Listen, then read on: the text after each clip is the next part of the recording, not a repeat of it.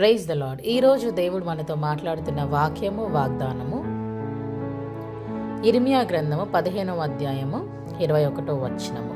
దుష్టుల చేతిలో నుండి నిన్ను విడిపించెదను. Hallelujah. I will deliver you from the hand of the wicked అని దేవుడు ఈరోజు మాట్లాడుతున్నారు. దుష్టుల చేతిలో నుండి విడిపించగల దేవుడు సమర్థుడు. ఆయనకు అసాధ్యమైనది ఏదీ లేదని వాక్యం సెలవిస్తుంది.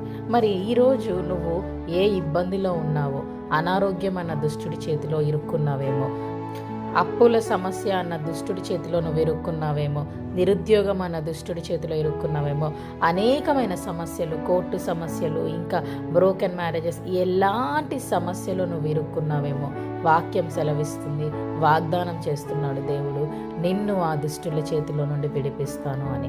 నమ్మదగిన దేవుడు. ఆయన యందు నమ్మకం ఇచ్చిన వారిని ఎవరిని కూడా ఆయన సిగ్గుపరచడు. కాబట్టి ఈరోజు నీ దుష్టుడిని తీసుకెళ్ళి దేవుడి చేతిలో పెట్టు. దేవా, నన్ను ఈ సమస్య నుంచి నువ్వు విడిపిస్తానని వాగ్దానం చేశావు. నువ్వు విడిపించినందుకు స్తుతులు, స్తోత్రాలని స్తుతించండి.